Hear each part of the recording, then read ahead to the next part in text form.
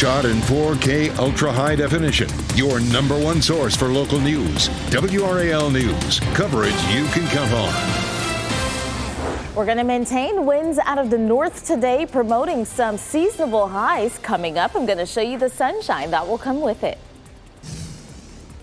And part of Hillsborough Street will be closed for the next 2 weeks. Just ahead, what you need to know about alternative routes and how this could impact your morning commute.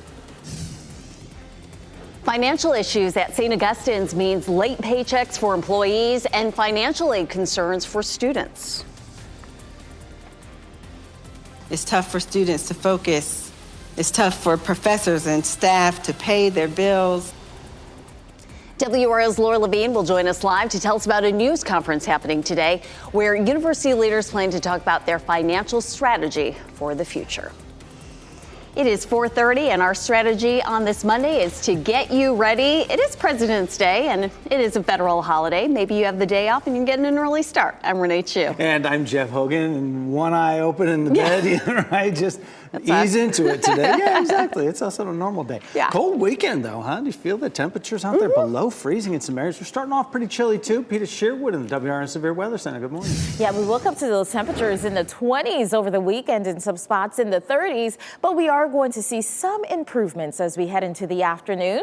Checking out our satellite and radar right now, we have those winds out of the north, all the clouds that were out there for this weekend heading towards the south and east. It is beautiful as you step out the door this morning. We're taking a live look at Apex where it is quiet right now. You want to go for a run in that area. It's 30 degrees, so you'll still need to add on the layers as you head outdoors for this morning. Our temperatures are going to head into the 40s as we head into the late morning. We'll be at 48 degrees by 11 a.m. Lunchtime at 51 and 56 will be the afternoon high. I am tracking a warm up that's going to move in. We're going to jump about 10 degrees as we head into the afternoons going into the end of the week. Coming up with 66 degrees on Thursday. I'm going to show you the rain that will come with it. Peta, thanks. We have a traffic alert for drivers in Raleigh. Part of Hillsborough Street is closed right now and will stay closed for the next 2 weeks while crews work on a road project near the state fairgrounds. WRAL's Kelsey Coffey joins us live from there this morning. And Kelsey, explain what crews are working on and what drivers can take as a detour. Well, Renee, if Hillsborough Street is a part of folks' morning commute, they may notice this road closure near the fairgrounds. So crews will be working here for the next 2 weeks. We have a look now from Sky 5 at the larger project. Road construction at Hillsborough and Blue Ridge Road is taking longer than expected. NCDOT expected to finish this project this year. The new completion date is set for mid-2025. So when that project is finished, Blue Ridge will pass beneath Hillsborough, the railroad tracks, and Barrel Road. A new street will connect Hillsborough and Blue Ridge. NCDOT says this current closure is happening due to a water line replacement. The water line has to be relocated so that we can progress construction for Blue Ridge Road in the future. So we are performing this work now ahead so we don't have any issues in the future. And you can check out this list of detours on your screen. You'll have to use these roads for the next couple of weeks. Trinity Road, Youth Center Drive, Edwards Mill Road, Wade Avenue, and Western Boulevard. And this particular section of Hillsborough Street should reopen March 2nd. Kelsey Coffey, WRAL News, live in Raleigh. Today, we'll also learn more about how school leaders at St. Augustine's University plan to address issues with finances. This all comes as employees report they've missed paychecks and students are dealing with concerns over financial aid. WRAL's Laura Levine joins us now from St. Aug's campus, and this comes as the school is at risk, Laura, of losing its accreditation. Good morning. Good morning, Jeff. Yes, here at St. Augustine's University, leaders today will lay out their financial game plan moving forward. We know this comes as many people have been impacted by a slew of money problems that the university is dealing with, including some things that are impacting professors, students, and the community. A vigil was held here last night. In December, the Southern Association of Colleges placed a school on probation due to its finances. According to public records, the the IRS placed a $7.9 million lien on the university for failing to pay taxes since 2020. The university is reportedly hundreds of thousands of dollars in debt. The fallout is deep, as St. Augustine's could possibly lose its accreditation, teachers not receiving paychecks, and students' tuition refund are in limbo right now. It's tough for students to focus. It's tough for professors and staff to pay their bills. It's tough for the administration to have to make promises and then break them. And as we know, the money problems is just one facet to this issue. We're also looking at enrollment, which at this moment, the student body population was around 1,100 back in 2022, the fall of 2022. The most recent data that we have, that's down 23% from 10 years ago. Now, St. Augustine's will hold that press conference today beginning at 11 a.m. Laura Levine, WRAL News, we're live in Raleigh. This morning, a woman who Fayetteville police say is wanted on a first-degree murder charge is still on the run. Police are looking for this woman. Her name is Heather Lindsay. Investigators say if you see her or you know where she is, please call Crime Stoppers at 910-483-8477. Police say she killed 44-year-old Andre Lewis. He was shot on November 15th. Police say they found him when they responded to a call on Center Street. He died at the hospital. Lewis himself was facing a voluntary manslaughter charge in connection with the homicide case from July. Police say Lewis shot and killed Alvy Chavis Jr. of Fayetteville. Chavis was found dead behind a home, again on Center Street. Today, the chair of a community-based organization in Durham will speak about the ongoing problems at Durham Public Schools. Walter Jackson is the chair of the Durham Committee on the Affairs of Black People. He plans to speak at 11:30 this morning to make recommendations about what should happen in the school district. This comes ahead of a planned vote by the school board on how to address the pay dispute for classified employees. That's scheduled for Thursday. A Sampson County man is facing charges after a man was found dead inside the burned remnants of a mobile home. Deputies arrested 46-year-old Perry Folger of Faison on Sunday afternoon. He's charged with assault and burglary, and the sheriff's office says more charges are likely. The arrest comes after crews responded to a fire at a mobile home on Alex Benton Road. This was near Newton Grove just before 1 Sunday morning. They found a woman injured in the front yard and later discovered the body of 64-year-old Harry Taylor inside. The search warrant says both victims were assaulted with a bat. The woman who was hurt, 69-year-old Elvin Franklin, was hurt while trying to defend Taylor, and she was unable to get him out of the house as it burned. A father is facing a DWI charge for a crash that killed his son and 2 other people in Edgecombe County. Troopers say 39-year-old Jerry Pollard was speeding and lost control of his SUV on US 64 alternate and then collided with a pickup truck. Pollard's 19-year-old son Jeremy, 19-year-old Jawyan Drake, and 34-year-old Brittany Armstrong were all in his vehicle. Troopers say 3 of them were not wearing seatbelts. They were ejected and died. Another of Pollard's passengers, 30-year-old Morgan Page, was critically hurt but is stable. Pollard and the pickup truck's driver also went to the hospital with minor injuries. Troopers say there were beer cans in Pollard's car and more charges are expected. A driver is facing several charges after State Highway Patrol says he led troopers on a chase through several counties. The chase started in Johnston County, then went through Harnett County before ending with a crash in Cumberland County. That crash happened on I-95 near Eastover and I-295. Troopers say the driver, Erwin Roberts, reached speeds over 150 miles per hour before sideswiping another car and crashing. Roberts is facing several felony charges. He's in the Johnson County Detention Center under a $47,000 bond. Right now, the UN's highest court is meeting for the first of 6 days of hearings. The court is looking into the legality of Israel's 57-year occupation of Palestinian-claimed lands. An unprecedented number of countries are participating. The focus on Israel's occupation of the West Bank, Gaza, and East Jerusalem. Palestinian representatives who spoke first argued the occupation is illegal because it violates international law. Israel is not scheduled to speak, but could submit a written statement. A ruling is likely months away, but experts say the decision, though not legally binding, could greatly impact international aid to Israel and public opinion. A community near Minneapolis is mourning the loss of 3 first responders killed in the line of duty.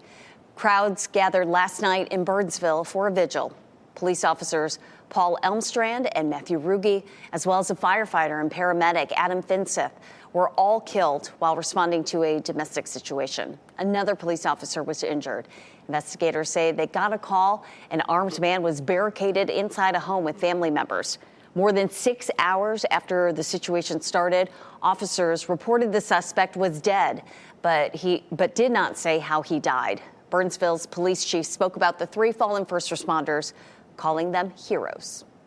Today, 3 members of our team made the ultimate sacrifice for this community. They are heroes. Our police officers and our fire paramedics, they come to work every day. They do it willingly. They know that they might have to give up their life for their partners, for someone else. They know they have to give up their life sometime, and they do it anyways. And you cannot understand it if you're not in the profession. Officer Elmstrad was with the department for more than 6 years. Officer Ruge had nearly 4 years with the police department. Adam Finseth, who was a SWAT paramedic, worked with the city of Burnsville for 5 years. NASCAR season is expected to get started today, 1 day later than planned. The Daytona 500 was postponed yesterday because of rain in Florida. Now the green flag is scheduled to drop at 4 o'clock this afternoon, and you can watch all the action live on Fox 50. It is 4:41. Classes at the University of Colorado Springs are canceled today as police search for the person who shot and killed 2 people in a dorm room. We don't really know if they're still out there or if they're still on campus. Up next, what we've learned about the 2 victims in this case as authorities work to figure out a motive. And yet another round of winter storms hitting parts of California this morning, bringing strong winds and heavy rains with it. We'll show you a new video out of Sacramento this morning where flooding on roads is already causing issues. And here's a live look at Apex. It's going to be a milder day than yesterday, and sunshine is on the way for this afternoon. Meteorologist Peter Sherwood will join us after the break with a look at this week's forecast.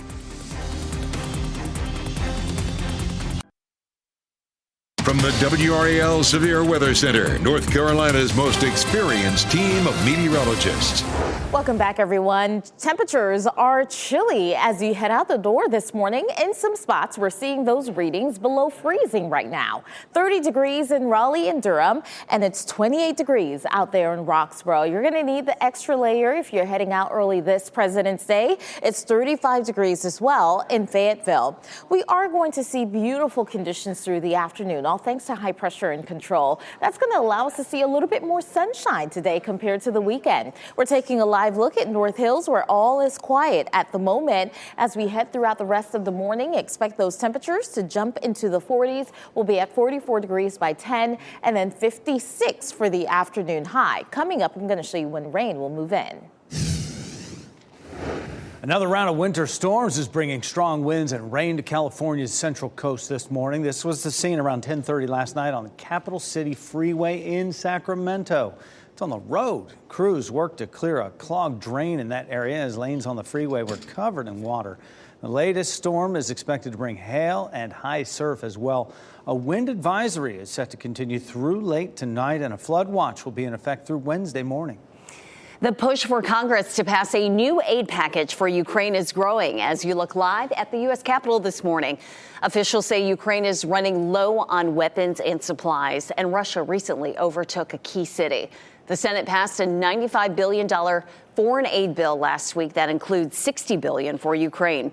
Senate Majority Leader Chuck Schumer released a statement yesterday demanding House Republicans pass the bill following the death of Russian opposition leader Alexei Navalny. House Speaker Mike Johnson and others in the GOP have issues with the bill, saying it lacks provisions for migrants trying to enter the U.S. The House is in recess until the end of the month, which President Biden calls outrageous. We're learning more about a double murder investigation on the campus of the University of Colorado at Colorado Springs. Today, all classes are canceled there as an investigation continues. Authorities have identified 2 people found shot and killed in a dorm room, 26-year-old Celie Montgomery, 24-year-old Samuel Knopp, both from Colorado. Police say Knopp was a student, Montgomery was not. The two were found Friday when police responded to calls of shots fired in a dorm room, prompting a campus lockdown. Authorities have not released any information on a suspect or motive in the case. The campus community is on edge. We don't really know if they're still out there or if they're still on campus, if they're a student, if they're someone who just came onto campus and came into a dorm. So it's kind of terrifying. Authorities say they have ruled out the possibility this was a murder-suicide. During a press conference last night, they said they are intentionally restricting the amount of information being made public, but they say the shooter appears to have known at least one of the victims. And happening right now in the WRAL Live Center, we are following some breaking news out of Indianapolis this morning. One person is dead, 5 others are hurt after a shooting there at a Waffle House in Indianapolis. This is a live look at the scene right now. Officials say the situation started as a fight around 12:30 this morning, both inside and outside that restaurant. The altercation started between 2 groups and escalated to gunfire. Several people were taken to local hospitals where 1 woman died. Police say they're reviewing surveillance videos from the restaurant, trying to determine whether any of those who were injured fired any of those gunshots. We'll stay on top of this and bring you the latest from the Live Center. Michelle, thanks. Neighbors in a Northern Virginia community are in shock after this huge explosion leveled a house, killing a firefighter and hurting 12 others. Investigators are trying to pinpoint the source of the propane leak authorities believe caused this blast. Crews, including a team from the ATF, remained at the scene yesterday, 2 days after the massive explosion. Fire officials say they've identified a leaking 500-gallon underground propane tank as a possible cause. That's leaving neighbors wondering what is underneath their homes. We probably might need to get our lines checked out just for a peace of mind. But yeah, it's been going through our minds. 3 of the 11 firefighters who were hurt in the explosion are still in the hospital, and that includes 2 who are being treated in a burn unit. Coming up on 10 minutes before 5 on our President's Day Monday morning here. It is cold once again. Maybe you got used to that over the weekend. But Peter Sherwood in the WRAL Severe Weather Center, we do have a nice warm-up this week.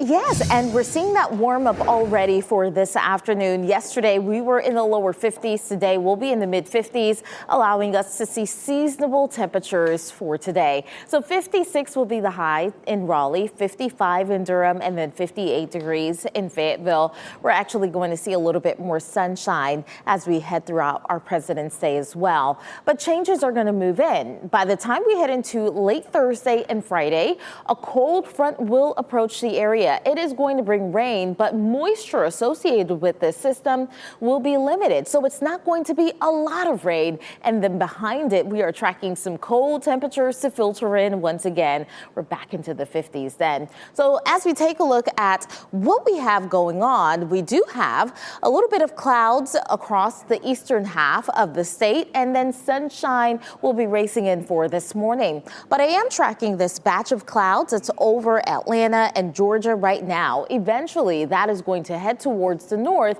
and bring some cloud cover across our south and eastern counties come this afternoon. But overall, it is going to be a nice one, especially for the triangle and areas to the north. This high pressure system that's in place across the mid-Atlantic will provide us with beautiful conditions through the day. A few clouds will build in for Tuesday with a short wave that will have a hard time producing rain. As we head into Wednesday, cloud cover will increase ahead of our next system that will move in on Thursday. So Thursday, here's a look at that front. It's off towards the west, moving across Nashville, Tennessee, bringing all the rain into Indianapolis as well. We will see this gradually move into the area, and overnight Thursday into Friday morning, that's when we're going to see the rain. Those showers are expected to be scattered out in nature, and they're going to race out pretty quickly. Friday afternoon, clearing conditions will take over, and we're going to see quiet conditions by Friday night. Now, within the next 5 days, we're not expecting a lot of rain, perhaps 1/10 of an inch or less of rainfall possible. Here's a live look at North Hills this morning, where we have clear and calm conditions going on. Right now it's 30 degrees out the door. Make sure you grab your jackets for this morning. By the afternoon, you'll still need that extra layer. We're heading to 56 degrees, but it is going to be a nice one if you do want to get outside, maybe get the kids outside to get some fresh air. Slightly cooler tomorrow by a degree, 55, still seasonable. We will see that big warm up move in by Thursday with a high of 66. Rain chances building in Thursday night into Friday morning, and then cooler conditions moving in over the weekend. Thanks, Peter. If you're having trouble focusing, you're not alone. Up next, we'll explain what popcorn brain is and why mental health experts say it could be caused by social media use. Plus, it was a star-studded weekend in Indianapolis. Which player was named MVP for this year's NBA All-Star Game? That's coming up. Always saw in those games the stop here. I'm here so I won't